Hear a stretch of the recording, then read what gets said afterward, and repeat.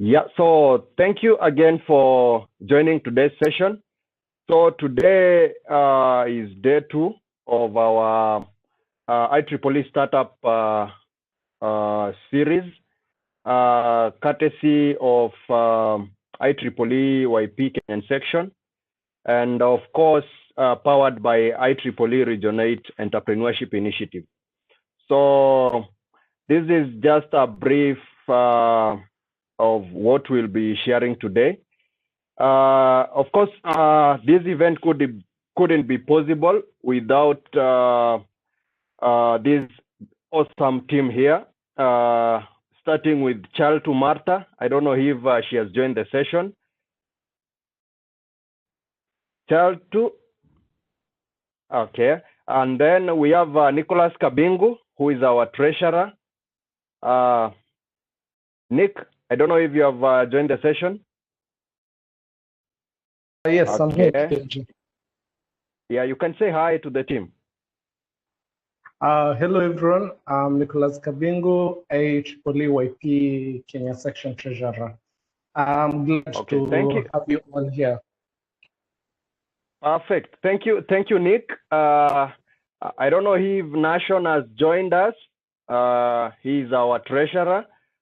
Unfortunately, I doubt he may not be able to join us because of other reasons. So Amos Kirongo is Dr. Amos Kirongo Shege, PhD. I don't know if he has joined us. Okay, perfect. So Dr. Amos Kirongo Shege is our vice chair, and I'm the chair of IEEE YP Kenyan section. And apart from that, this event is, I said earlier, it's powered by IEEE Region 8 Entrepreneurship Initiative. And I'm the lead ambassador in Kenyan section for this event. Special thanks to Felix Shadrach, who is working with Martha Chaltu in making our branding experience really awesome. And I couldn't go on further without mentioning Felix. And Felix keep doing an awesome job. So for those who didn't manage to attend our yesterday's session, we had a very late 1.5 hour session.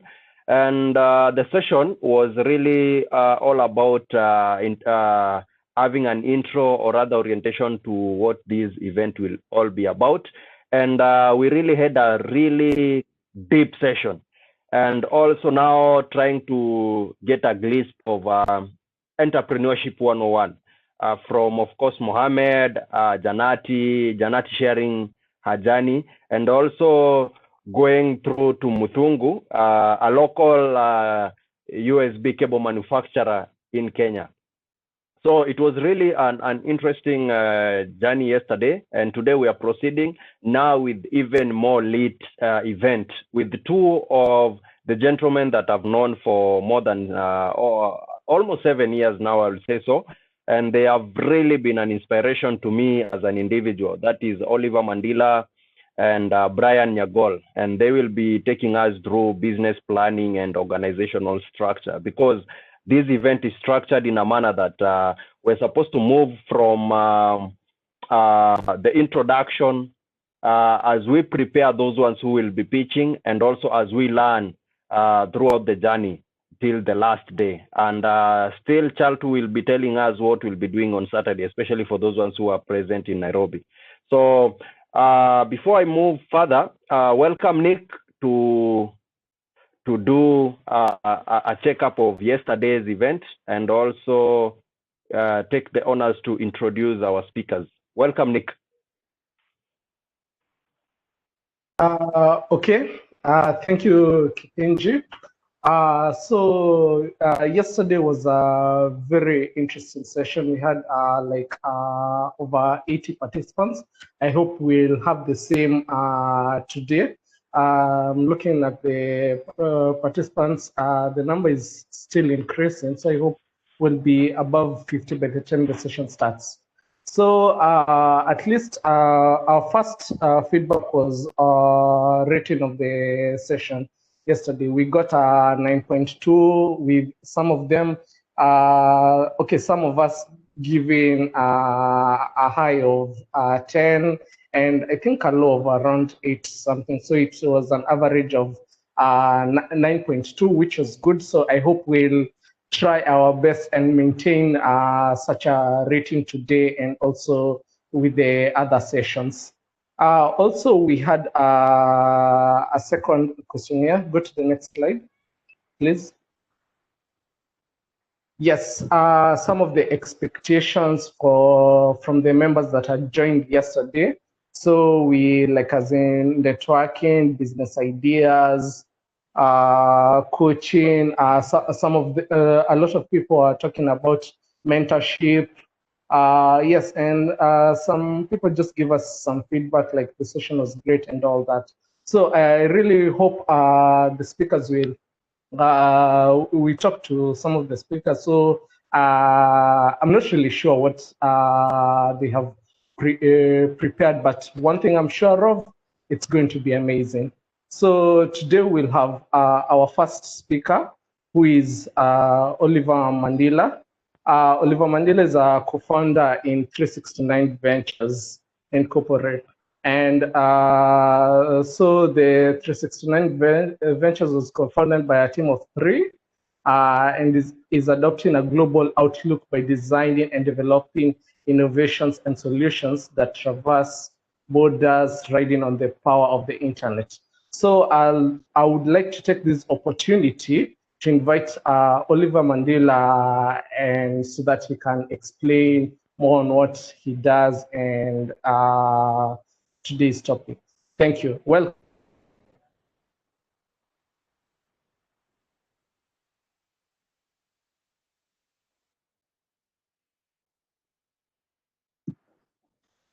Thank you, Nicholas.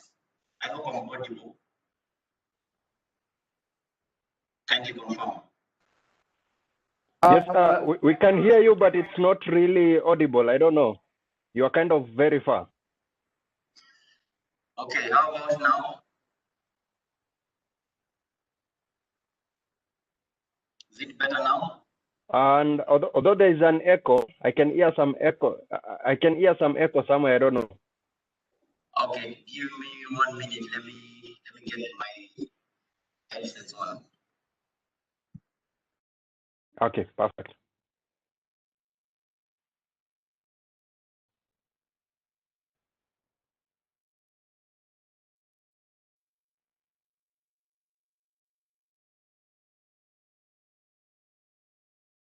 Feel free to share your questions on the chat section, and also we'll also be dropping the links so that for those ones who have not registered, we'll definitely be sharing who have registered. Yeah, so definitely if you have registered,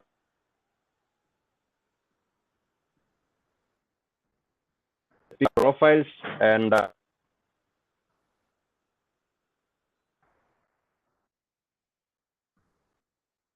through those ones who have registered. So I don't know, as Mandela sets up, I don't know if Mandela, you're ready?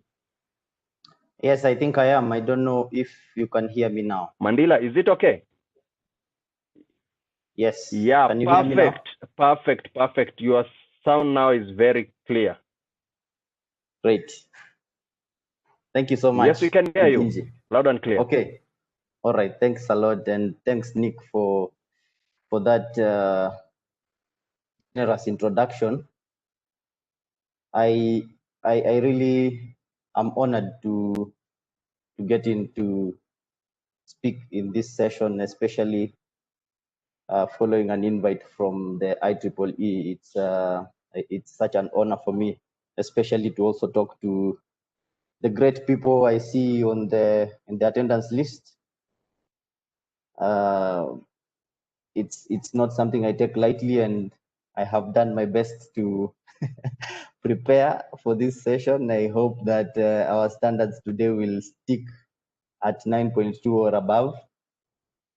Yeah, usually I do my best to be ready for any sessions like these ones, and just in case we don't cover all your expectations. Just know that there is another session tomorrow as well as Thursday, and we should be covering as much as possible in the subsequent sessions as well.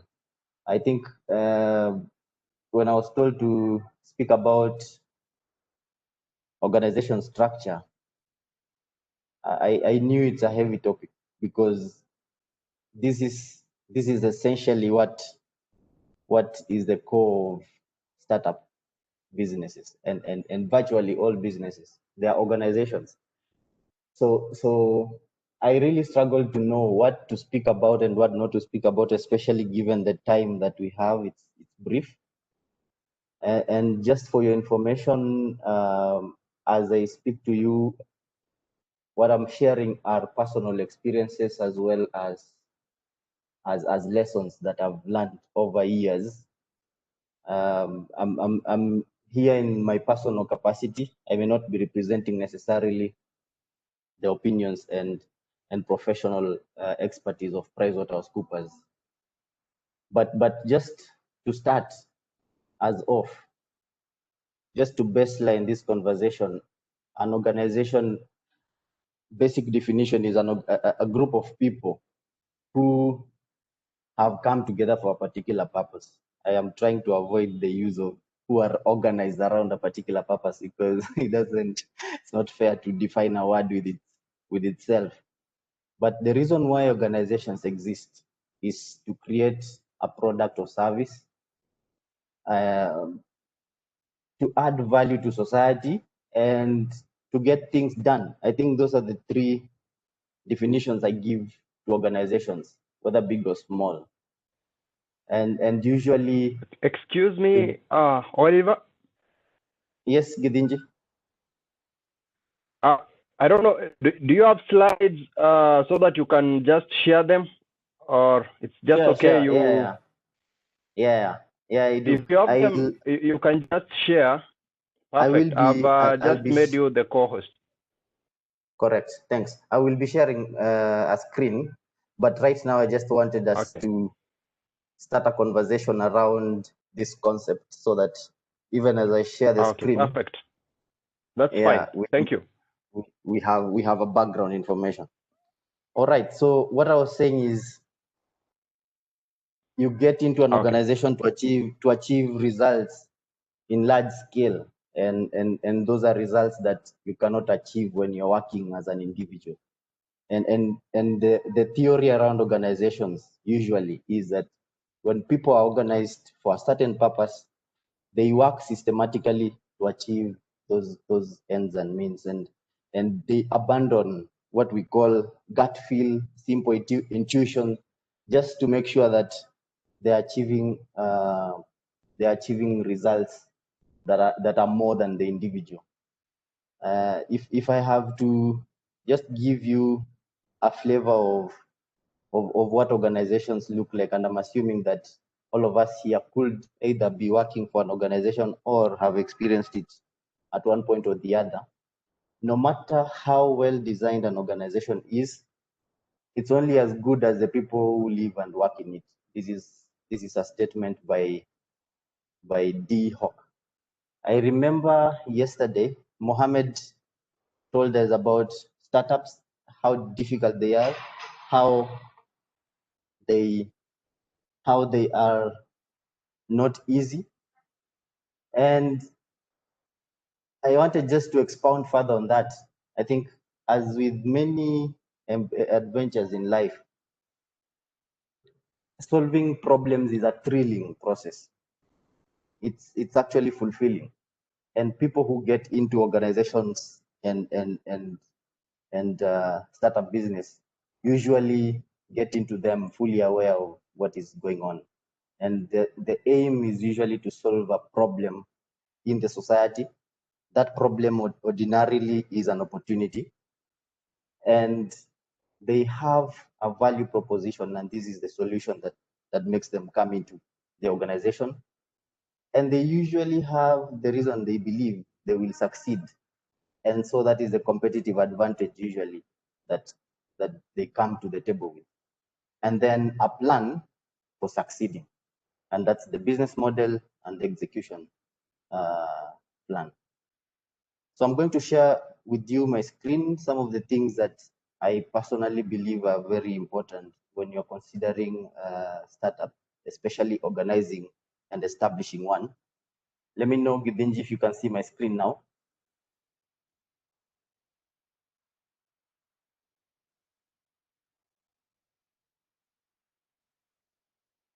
Can you see my screen? Yes, it's visible. Awesome.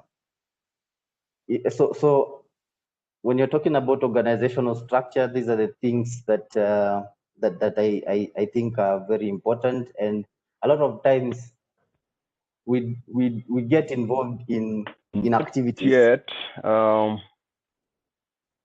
okay. DJ, are you okay?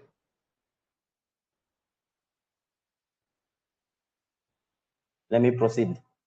I was saying, ordinarily we get involved in activities and we get sunken into the routine. We don't usually figure out what we are getting ourselves through. So from my personal experience, I have broken down my journey establishing an organization, and these are the things that I believe are very important. And if you're taking notes, then definitely you can take these ones as a checklist as you establish your organization. I have highlighted in red these 4 boxes on my left, which I believe are the nexus on which all these other concepts fit. That's basically the organizational strategy. And before you set up an organization, you usually have a plan to execute whatever you want to achieve with it, and that's the strategy. So ask yourself, how do I determine my strategic position in the market? You need to identify who is in that market that you want to play in. What are the threats and opportunities in the business environment that you're getting into? What are the market trends and competition that is already existing?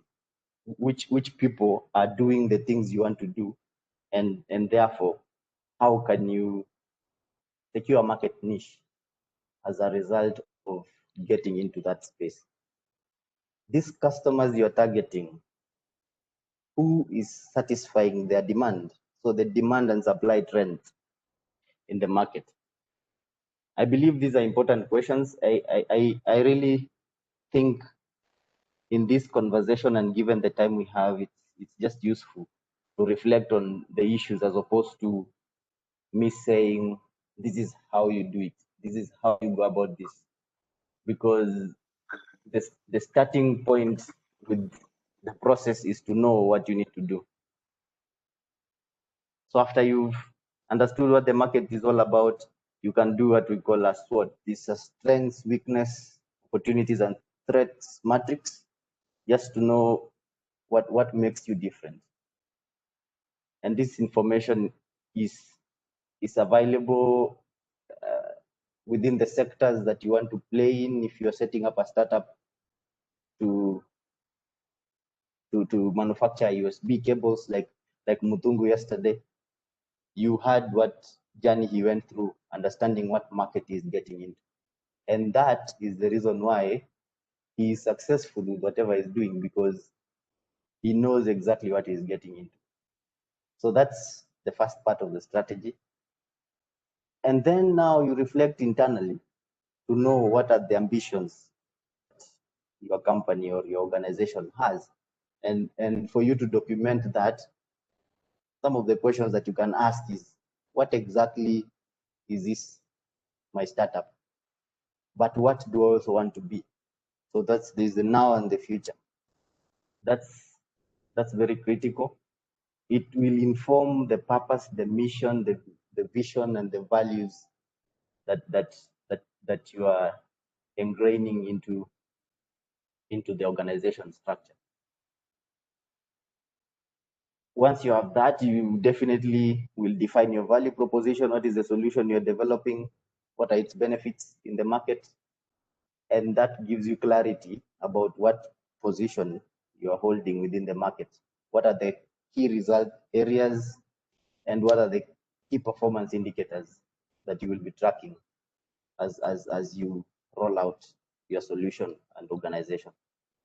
Then you develop your business model within the value chain that you want to play in. How do you intend to interface with the customers and the competitors and the suppliers and all those people who play in that space as well? Do you want to partner with other organizations so that you become like a B2B, supplying products to them, or do you want to take your products to customers directly? That's important to figure out and get it clear. What is your revenue model? How will you make money as a result of doing the things you do? Will people pay? Are people seeing value in whatever you're doing, and will they pay now and pay in future as well, just to get whatever you're providing for themselves? And then once that is sorted, you have to know what will power the next steps. And it's good. We had Mutungu talking about his business venture yesterday. Once you have your production line, I mean, your designs done, you know, before you make a USB cable, you will need to do soldering. Do you want an automated chain, or you will do these things manually, or you will do them manually now and automate them in future? So that will tell you how much you need to invest and where you will get it. Will you borrow money, or will you raise funding from investors, people who have cash and they want to put it somewhere and earn a return on it? And that is also very important, because you will need to know how much you want to borrow. And then definitely once that is started, you have your strategy, get your priorities and trade-offs. What do you want to focus on now, and what are those things that you can ignore until a later time? I know a lot of people, whenever you start an organization, you start worrying so much about the competition. How do you beat them right from the get-go? A lot of times it spends so much energy, and yet that is something you need to avoid at the start, because essentially you have nothing and you cannot worry about people who are already existing. Chances are you may never get there for you to compete effectively. So you need to set up the organization for it to. How do you build innovation through the process going into the future, so that your products are not going to be one-offs? Customers will still come back for them, because you are building innovation into the products and getting them more valuable as time goes. And that brings a case in point. We usually have iPhone being produced in series. So for those of us who have been following the iPhone series, you know, iPhone 7, 8, 10, 11, 12. Why do people keep looking forward to the next version? And so that is very important, to just get it into your strategy. And then you do your strategic plan, do a 3 to 5 year strategic plan with a product roadmap. How will you iterate over the years to ensure that you're staying competitive into the future? As customer needs change, how will you stay relevant? Your product now may not be necessary in a few years' time. So you have that to also figure out. After that is covered, now you can come to thinking about how do you operationalize these processes. And that's the operational structure. How do I form this operational structure? It needs to tie to that strategy that you have. It needs to be able to speak to the way you want to roll out into the future. A good example is how Google and Microsoft, as we even interact with their products, you can see how different those two companies are. It's because Google is more flat in terms of hierarchies, and Microsoft has a chain of command to follow.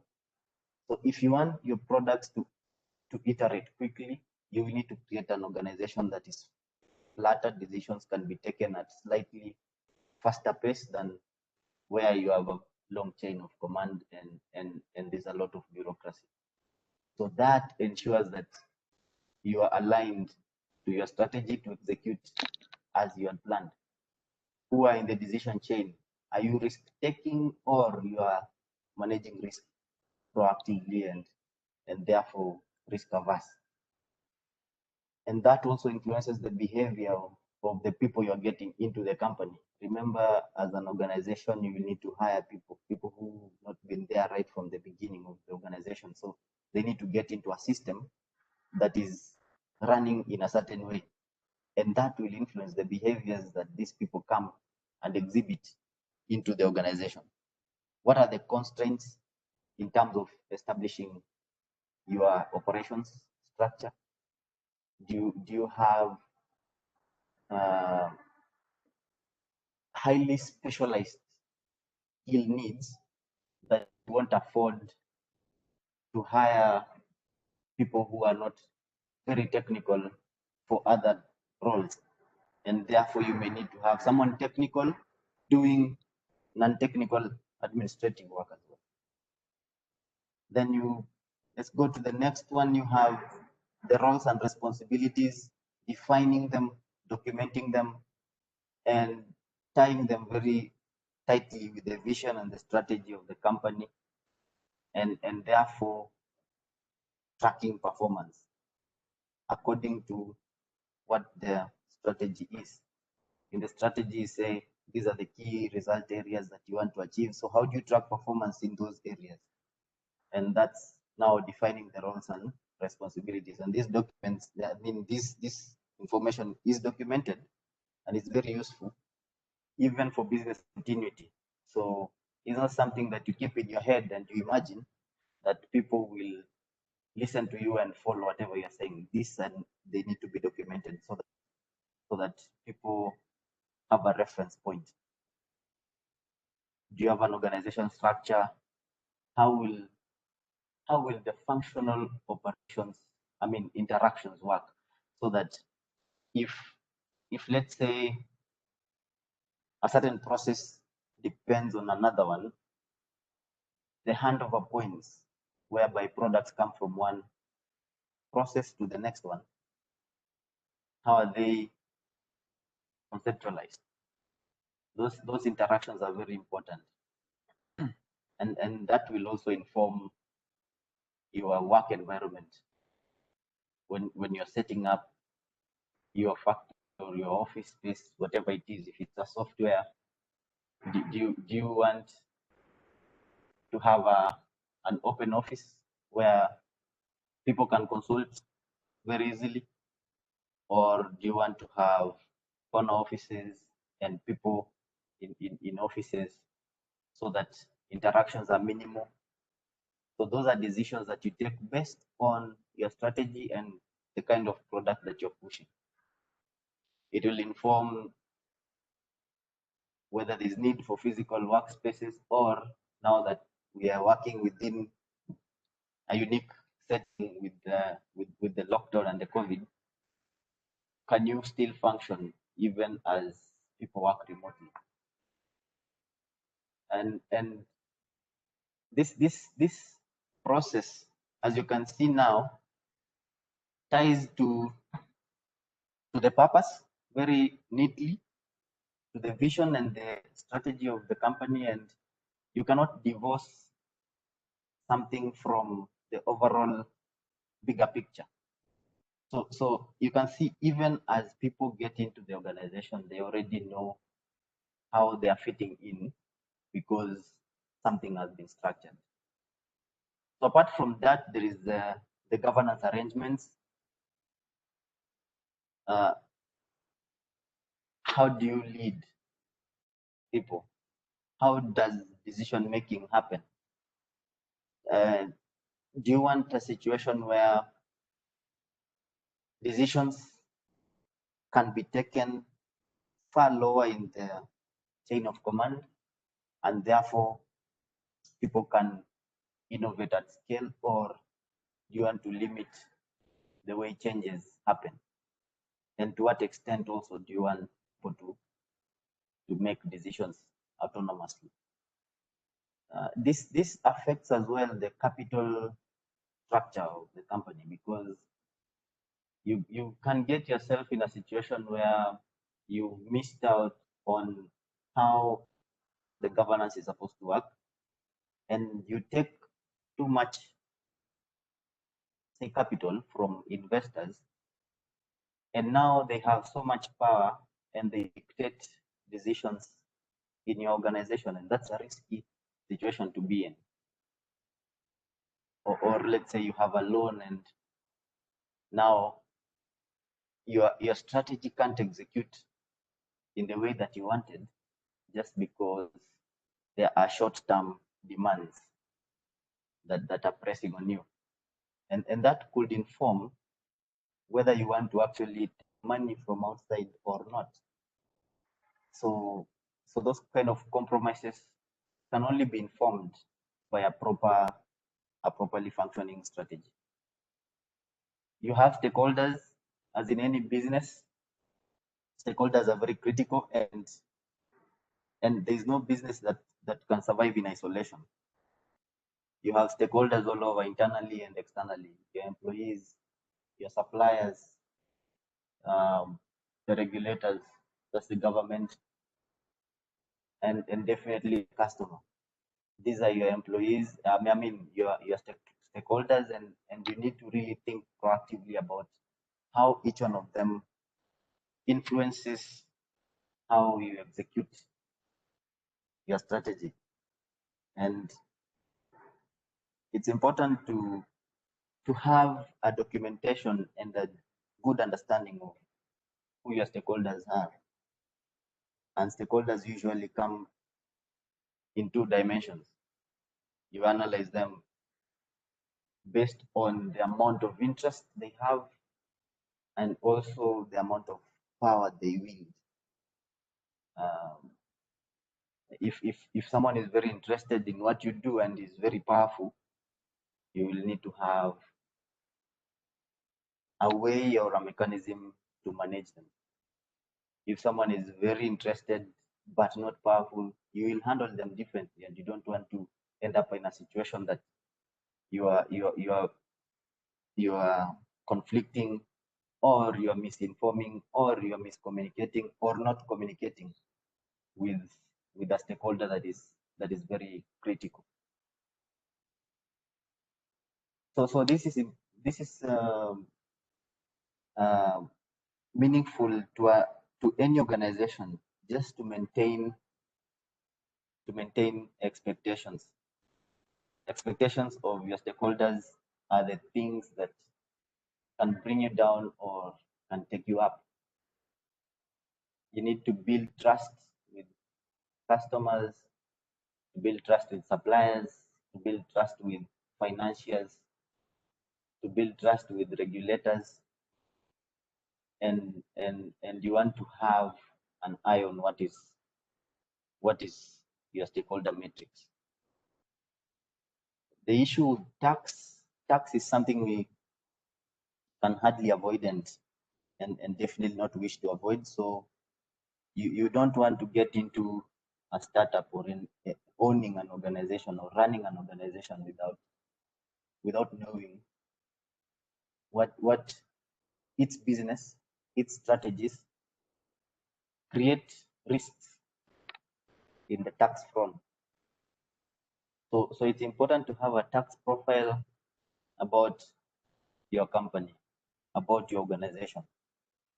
That profile is what will tell you what obligations do I have, and how do I address and mitigate the risks that are coming as a result of me doing the things I do.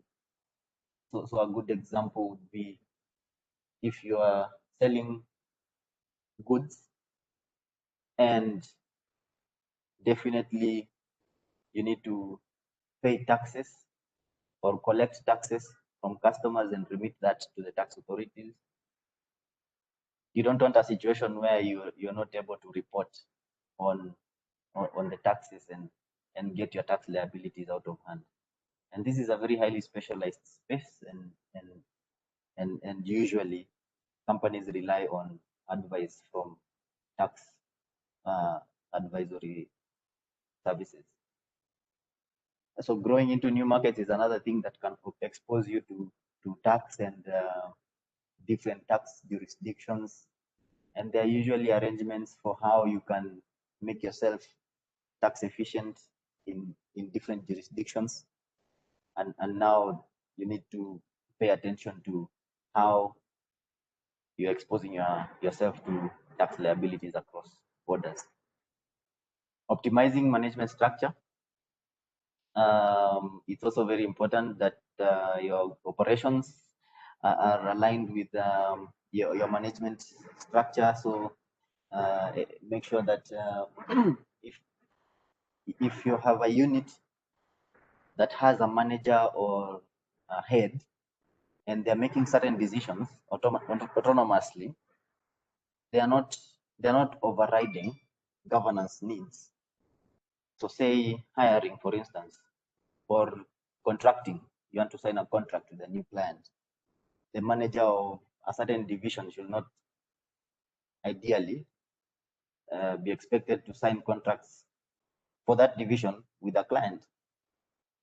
So usually it's the corporate or the company that will sign contracts with the client. So as a CEO or a COO or a CTO, how are your operations optimized with the management? And then now you have financial matters and the treasury. And this is something that will be spoken so much about in the subsequent sessions. How do you raise funding? How do you manage finances? How do you remain financially afloat? How do you do cash forecasting so that you don't run out of cash? And definitely the moment you run out of cash, you're out of business. So that's definitely very, very critical. So these are some of the things that I believe are very, very important when you're thinking about organization structure. And I'll be happy to support anyone that believes they need support with this. There are other areas that are important that we may not have time to discuss, and those are things to do with the technology. What technology are you using to manage your people? What kind of performance measures or matrices you want? Which people do you want to hire? Those kind of things, they also tie into the organization structure. It's part of a systems thinking process. So you always think about your organization as a system, not in isolation. So you focus on strategy and company structure and organization, but there are other important things that also need to be considered. What processes are you developing? What solutions are coming up? I'll be happy to take any questions, but for now, I believe that's just a flavor of what organizational structure is all about. And thank you so much for listening.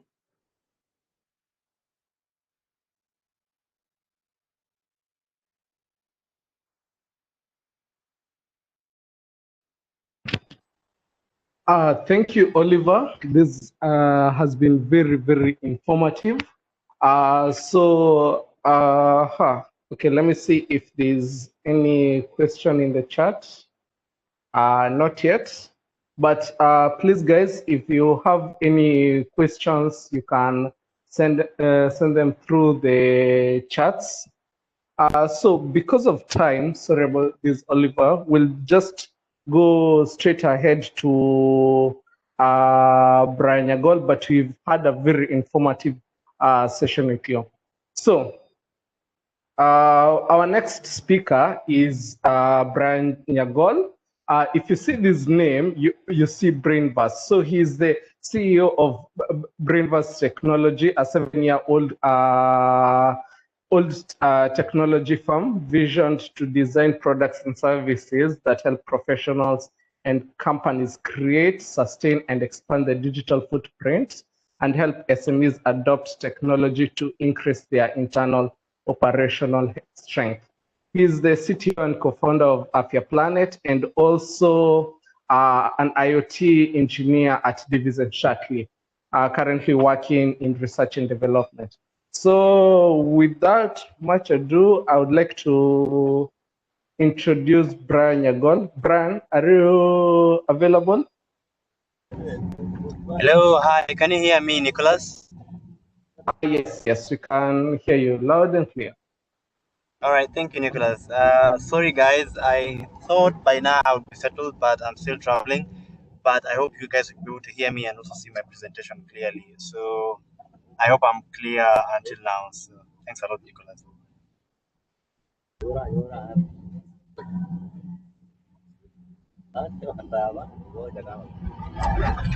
All right, so can anyone see my screen? Let me know if you can see my screen coming up, and then I can start off my presentation. Yes, I can see it. All right, thank you very much. So, all right, thank you very much, the organizers of this meeting, and thank you very much, Mandela, for giving such a very comprehensive analysis of how an organization should look like from the very beginning. I really appreciate your going out there. I mean, ahead and explaining some of the things in detail that I won't be able to cover right now. And I just want to dive into my topic right now that we are going to be covering. So, at any point in time, if you guys are not able to hear me, please just let me know, or Githinji, you can just call me because I'm traveling and therefore the network will be fluctuating uh,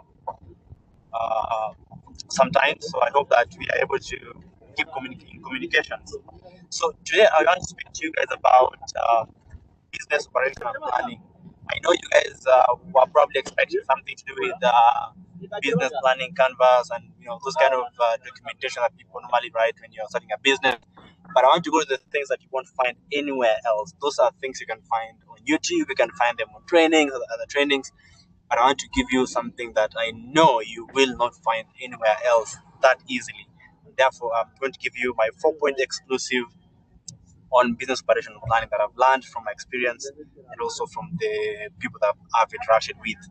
So, one of the first things that you want to check out if you're starting a business today, and what am I telling that starting a business is one of the hardest thing on earth.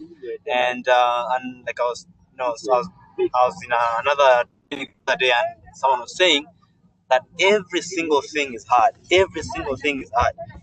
Cooking is hard, coding is hard, singing is hard. Every single thing that people do here on earth, teaching is hard. You just have to choose your heart for you to be able to master it well enough for it to be easy for you.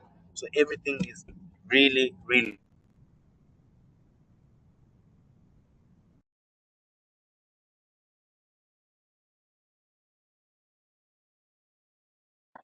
Whether it's Brian, we keep and losing you.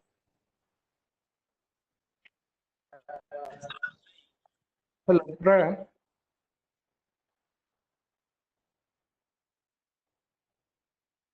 Is it just my end or is it? I've also lost Brian. I think he has a connection problem. Okay. Yes, Brian, we keep losing you. So could you check your connection? All right. All right. It's coming back up. I hope you guys can hear me. Yes. You're good. All right. So, sorry, I'll just go back to my presentation. So, I was saying that you want to ensure that what you're starting is something that you are very passionate about, and that's something that you've realized and seen that you are solving an existing social problem, and that is something that can actually be able to give you money along the way. Because you can have a very good idea and you want to implement it, but if it's not sustainable, if it's not having any business model, if it's not something that can earn you money to keep you in the business for long, then it beats the logic. If you have something that can earn you money but still it doesn't impact society, or it doesn't benefit this directly, then it also means you have nothing as you're running onto. So now I'll be talking to guys who already have something running, and I just want to see maybe by way of just unmuting and saying it's me here. If you have already a running business, I just want you to just unmute your microphone and just say.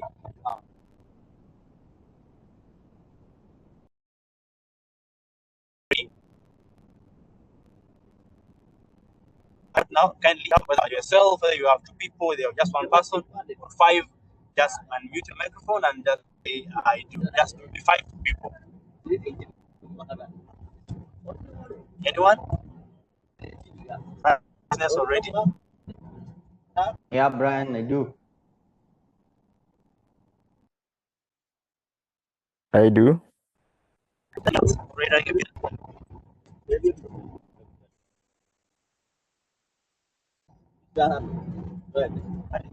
Okay, I'm looking for business already.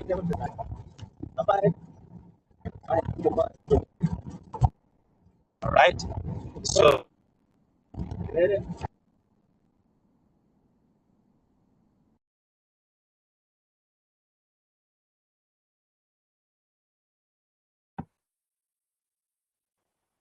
Okay, it seems like Brian has a connection problem.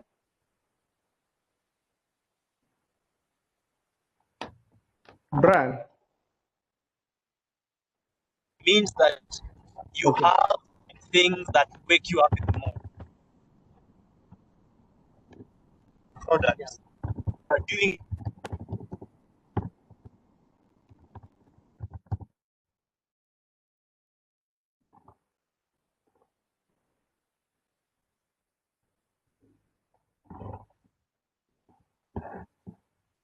Okay, Brian.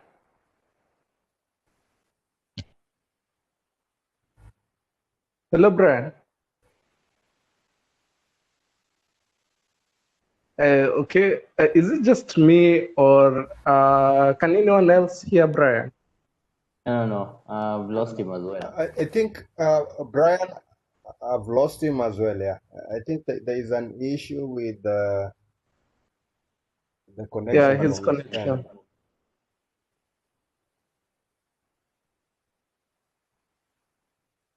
Okay, we'll just. Gidinji, Nick, there's Yes. a question. There's a question I can see on the chat. I don't know if it's relating to what I've shared or it's so there's about initial. Maybe you can just respond to it as we wait for maybe Brian to come back and maybe settle on kind of a stable network. From the question, I guess the question is from Ron. Yes, from Ron. Yeah, perfect. He's saying at the initial viability stages, in terms of managing your team, what do you prioritize?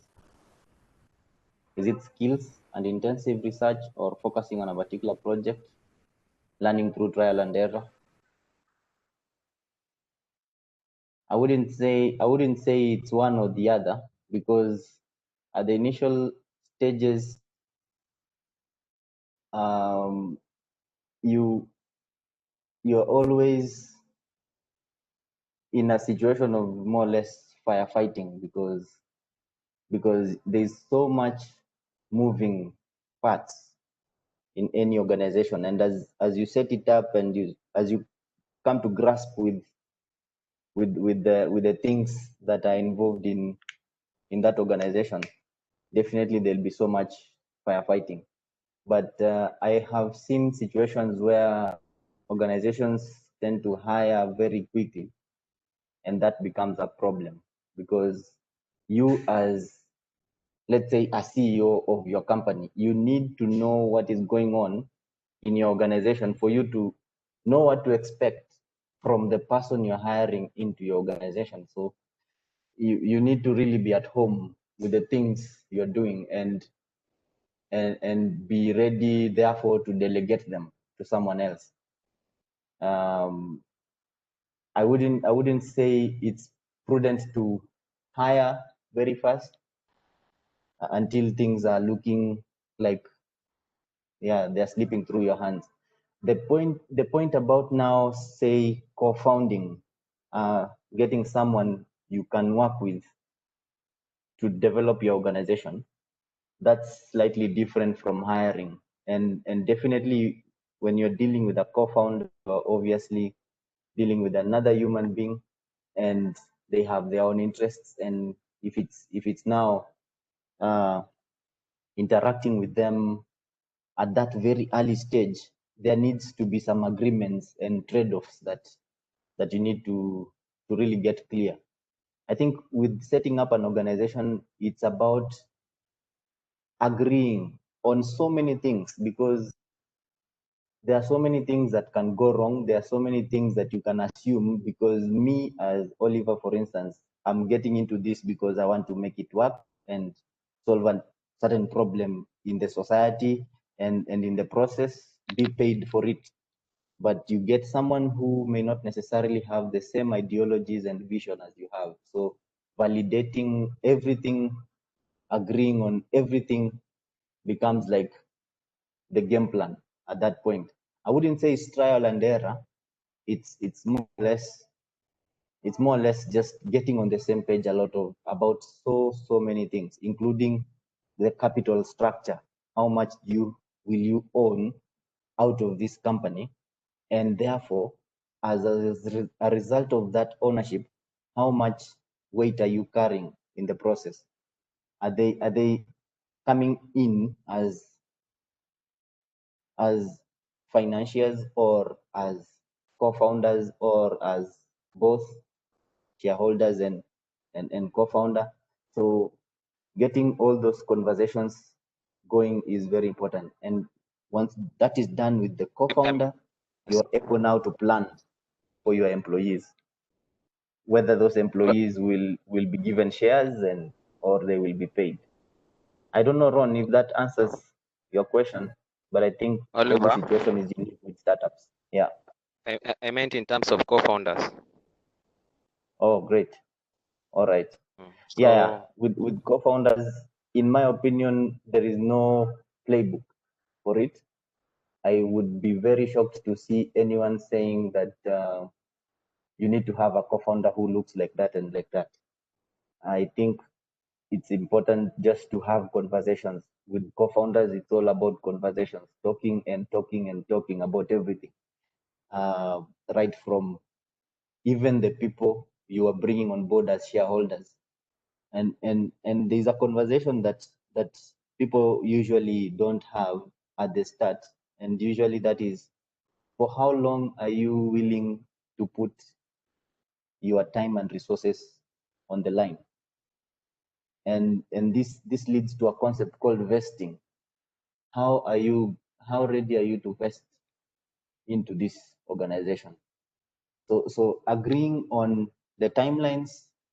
Say if you get a co-founder and you have started something, you've agreed on everything, and you say we are vesting for 4 years or 5 years, that means within 5 years, if one of them says no, I want to go and do other things, they have lost their stake in the business altogether.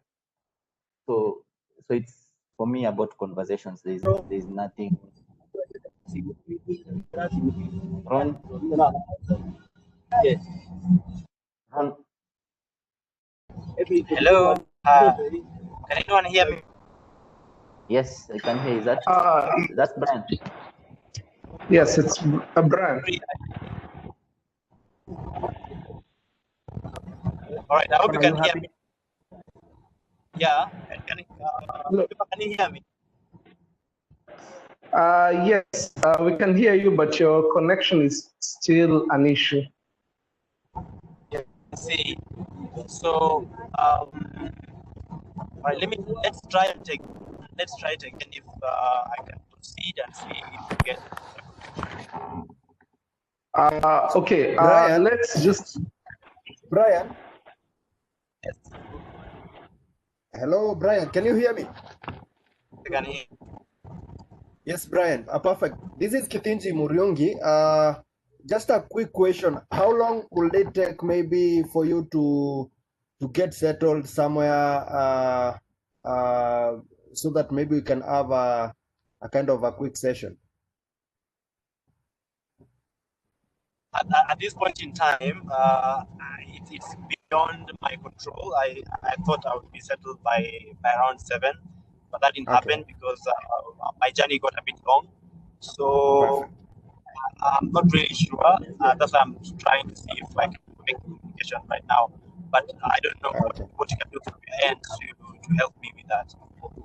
So maybe what we can do to make sure that at least from your end everything is okay, and from our end our audience also gets a conversation when you are settled and everything is good. Maybe we can postpone your session to another day, maybe tomorrow, because on Thursday we have 3 speakers who are really packed with content. And if that is okay with you, we can just postpone it because we also want to have a conversation with you when you are really at the best state, and when you are settled, and when everything is really stable, so that we can have one-on-one chat, which is really fruitful to all our participants. I hope that is okay with you. Yes, thank you, Genki. I think that's the in order, and I'm really sorry that I wasn't able to get the best of. It's okay. It's okay. It's okay. All of us understand this kind of all of us understand this kind of stuff. We travel, and at some point you even catch a call while you're on a flight. So it's really understandable, and I hope also our audience will be able to understand this. And maybe Thank you. for that, for the interest of time, we can have Mandila winding up the question, and then we do our final touches with also other speakers that are amongst ourselves, so that we can close our today's session. We don't really want to take much time, and I hope everyone is up to up to our agreement that we really need to have Brian again maybe tomorrow, when everything is settled and when everything is really stable from his side. So it's I hope that is in order from all of us. I can see Savio is agreeing into that, and that is okay. So Mandila, you can finish up with the question and the conversation we're having with Ron, and then we do the wrap up. All right. Ron? Okay. Mandela was so you've clarified a bit of it, because I was trying to wonder, do you compromise? Do you focus on the see, like for me we're a group, so I'm trying to like say what's the first way which can we go with?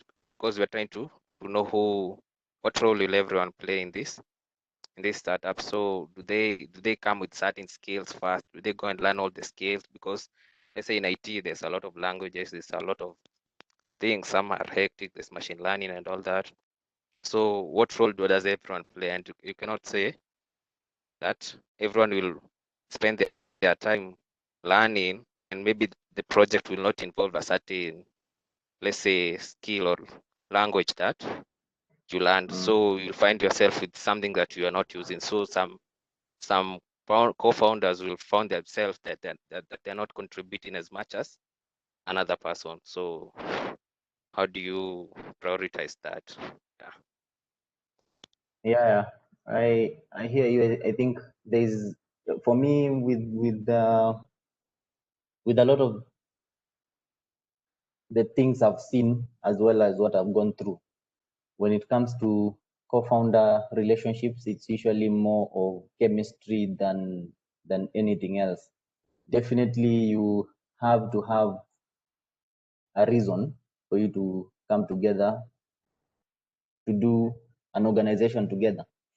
So if say you have a product and that product relies on me and you, therefore we are co-founders in that product because we are the originators of it and we can take it to market. But definitely there will be things that we cannot do, the both of us, And that is a decision we need to take, the two of us, whether to hire someone to come and do it. If you're hiring, who are you hiring? What qualities are you looking for? What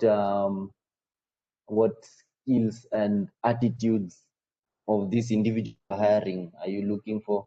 What is how will you manage that person in case you get them? How will you measure the performance of that person? How will you lead that person? Say if you're getting someone who is very skilled in an area that you have no clue about, it can be a problem for you to even know what he's doing and for you to know what to expect from him. So and the thing that I want to take you back to, and perhaps this is a very important consideration in any organization or startup. Mohammed yesterday said, when you're forming a startup, start with the why.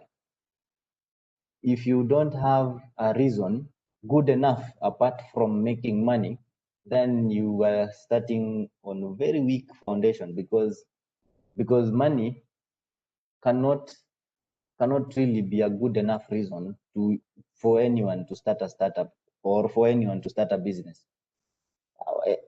Okay, you can start a business, a shop or a canteen to make money, but that's not a startup.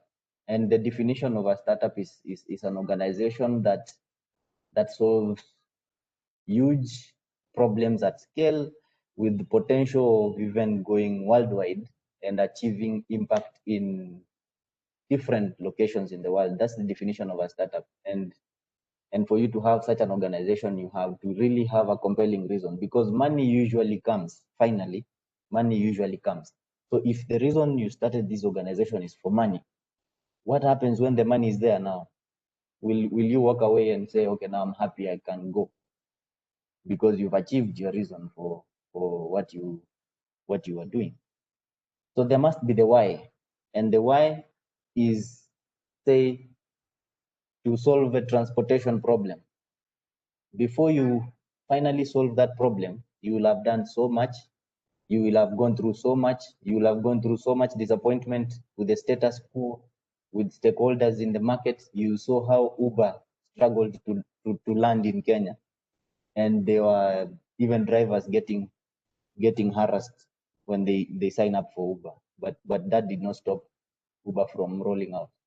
And that's the reason why Uber became successful.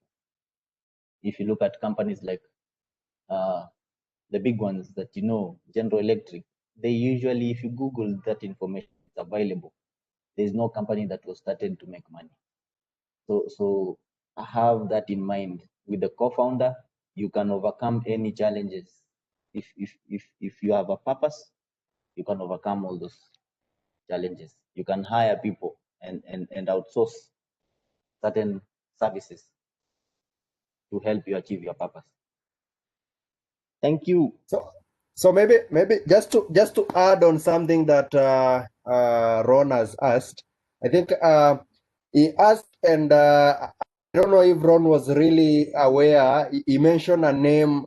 He mentioned a group. They have a group that they are forming this startup, and I'm happy that Fidel Makatia is in this call today, and I think it was last week, sorry, we had a session with Moi University where we are talking about team building and team collaboration and stuff. So I really loved what Fidel said in that call. Fidel said, a group is not a team, and a group is not a team, but a team maybe could be a group. What this really means is we can have a group of fans, but we cannot have a group of footballers. We can only have a team of footballers. So we cannot have we can have a team of footballers, but we cannot have a group of footballers. What does this really mean? It really means when we have a team, we have number 1 up to maybe number 11, and this team, it's composed of each individual person who does one exact thing. So I liked how Fidel put it clearly And it really, even from my point of view, I was really able to see what a team is and what a group is. So from what Oliver is explaining here to you, Ron, you cannot have a group in a startup. You need a team, and that's why we are talking about team collaboration and stuff like that. And also, you mentioned something to do with technology. Which technology will you use? Will you go and maybe learn maybe JavaScript? Will you go and maybe do Python? Will you go and do Java? I will just mention this in a nutshell, maybe to top it up on what Mandela has shared. I have three keywords that I've really put close to my heart, and Mandela will confirm this. Technology comes last in a startup. So you cannot say everything you're building it around a technology, because technology basically, even at the time you are considering in the product development phase, technology becomes last, because this project or this product that you are building, it could maybe be built in a simpler language that maybe enhances its performance. Maybe you are really good in Python, but when you are building a game, you may want to go with C++, not because of anything else, but because of performance. So such kind of things are the things that really you cannot put them as the key. Of course, you need CTOs, you need such specialists, but it's really risky to put your team based on skill, and more importantly, putting your team based on technology kind of enhancement that they have. Because today we have maybe a language that is really rampant, but in the next 10 years, that language will not be there. Will we mean now that your startup will be phased out of the market because the technology is gone? Maybe that is something that you can put into consideration. And then the last thing that I will add to what Mandela said is things to do with leadership and delegation, and also learning by doing. Most importantly, you will hear so many people say, you will never have a company of one that is really successful. You will need a team of maybe 3 or 5 or 7, because it's through that kind of a big team that you will be able to have so many other people that have complementary skills. So I hope I've been able to add some juice. I've been able to add some juice to your to what Oliver has responded, and also it's really awesome that you had such awesome question to ask. Thank you all for attending today's session. More importantly, I think it will really be an honor to appreciate presence of our other speakers. We have Dr. Amos Shege Kirongo, who is our Vice Chair IEEE Kenyan section, and he will also be doing the judging session on Friday. Dr. Shege, you can say hi. Hey, uncle. Hello, can you hear me? Yes, we can hear you, Dr. Shege. Hi, guys, and thank you so much for Oliver for such a wonderful presentation. And also, yesterday's presentations are so good. I want to really thank the participants, especially the presenters who carried us through the session, Mohammed. And, for the remaining days, we hope that we continue publicizing this event. I noticed in the beginning we were 35, and actually yesterday we had a very huge number. Let's keep on publicizing on our social media pages and on our WhatsApp status, and share among our circles so that we can have even a huge following, so that we can have an impact on even other participants. So thank you so much for this, and we wait and hope that by Friday we shall have a very fruitful startup session. Thank you, Chair. Okay, perfect. Thank you very much, Dr. Amos. And amongst ourselves, we have Brighton Kitendu, who will be sharing tomorrow. We don't want to hear your voice, but maybe you can say hi as we wait to hear from you tomorrow. Brighton?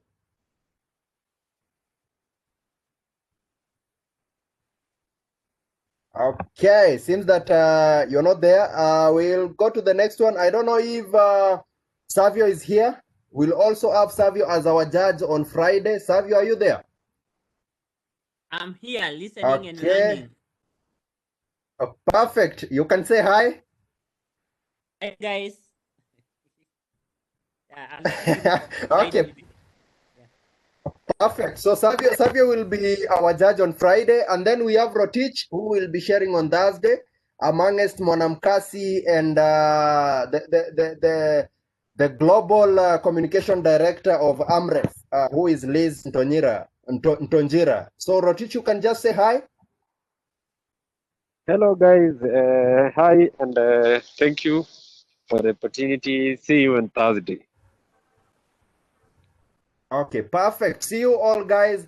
I'll give this session to just to do a wrap up as we do our feedback session today. Yeah, Nick, back to you. Thank you, Chair. Oliver, this has been an amazing session, very informative. Hopefully, I've seen that you shared your LinkedIn profile. So for those guys who are looking for mentors, Oliver is a wonderful guy, very experienced. So you can get some 7 years worth of experience from him. So now we go to our, oh yes, also hopefully you'll be sharing your slides with us. Oliver. I will, yeah. Okay. Perfect. So guys, please make sure you've registered so that you can receive all these slides. And so we'll go quickly to our usual feedback session. So just go to menti.com. Okay, I think let me just mute a few people here.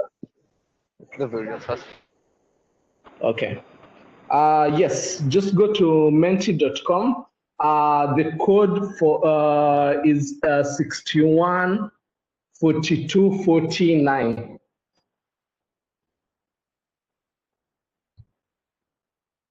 So 614249.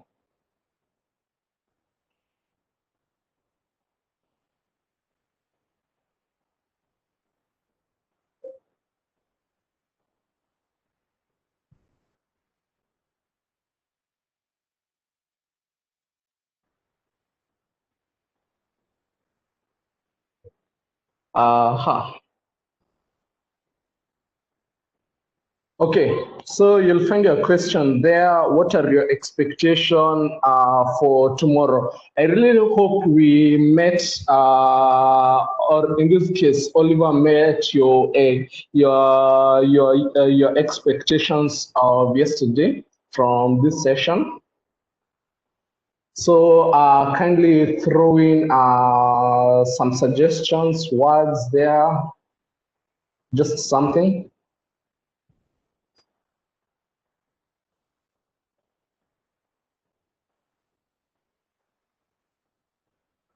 Kitinje.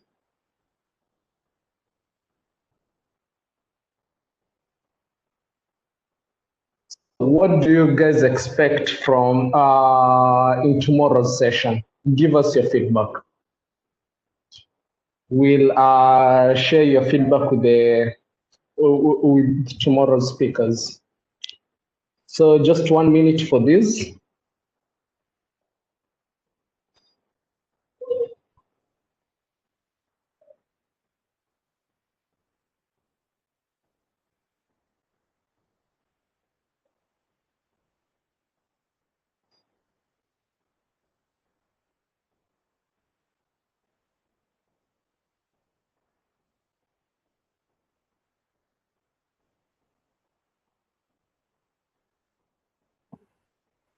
Kitinji, could you go to the next slide so that you can see the results? Yes, Nick, I don't know. Okay, just give me a minute. I think my connection has kind of led me to a page here. It's not kind of responding. I don't know why. Okay. Just guys, bear with me. For those who know where I am, I'm in Isiolo, so it may not be really stable. I'll give it the best at least to refresh.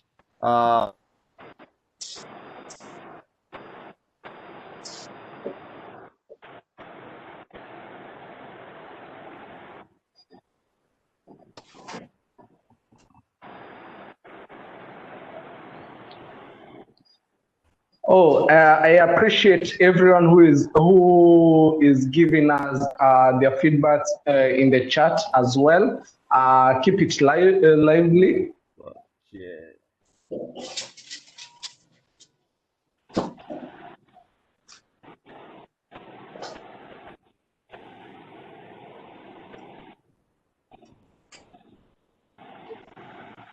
Okay.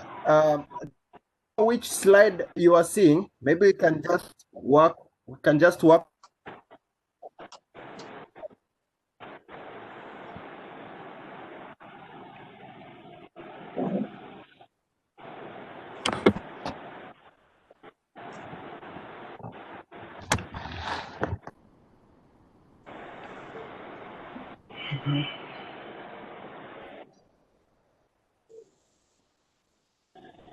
Okay. Nick, can you hear me? Yes. Yeah, I can hear you. Hello, Nick. Yes, Nick, yes. Can you hear me? I can hear you. Yes, I can. With menti.com, we may not be able to get the okay, but you can just close the session. Oh, okay. So thank you everyone for attending this session, and thank you so much, Mandela. We've got some very positive feedback in the chats, apart from the few network glitches from Brian, whose session we'll have tomorrow. It has been a great session. So see you all tomorrow. Please share the link with everyone.